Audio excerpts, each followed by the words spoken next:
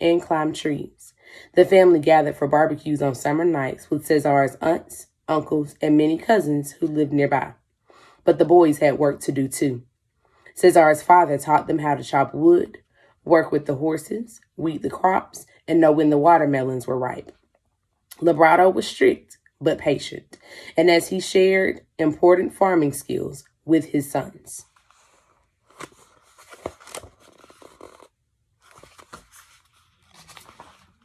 Cesar's mother, Juana, wanted her children to grow up to be good people.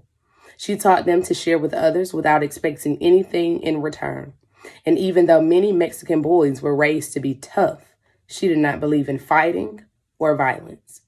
Cesar remembered one of her sayings throughout his life: "It takes two to fight, and one can't do it alone." In other words, even if someone wants to fight you, you have the choice to walk away. The Chavez family was Catholic, but there wasn't a church close by. So Juana and Mama, Tella, taught the children their religion at home.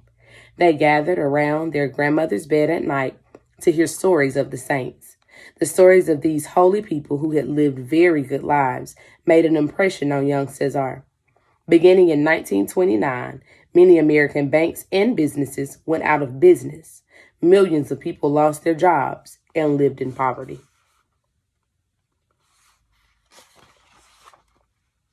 This was known as the Great Depression.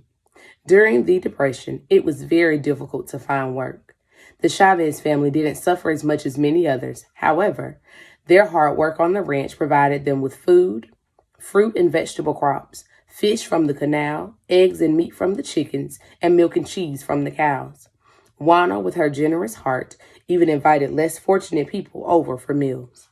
When Cesar was 6, he was old enough to attend school. But when he arrived at the schoolhouse, the teacher wouldn't let Cesar sit next to his sister Rita. She asked him to sit with the other children in first grade. He cried and insisted that he have a seat next to Rita. The teacher finally gave in. After a few days, Cesar felt ready to sit with his other first grade classmates.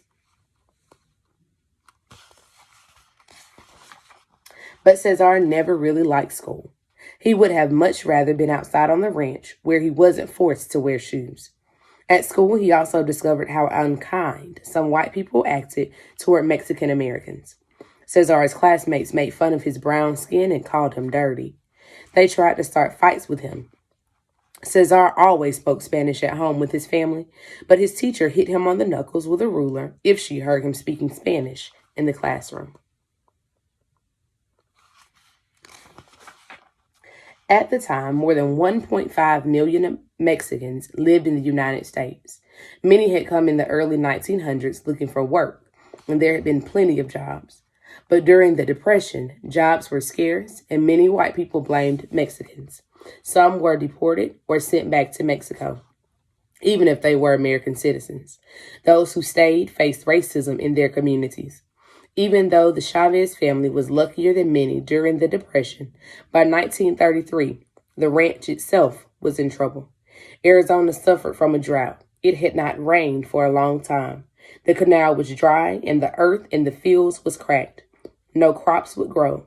The family could not pay its bills.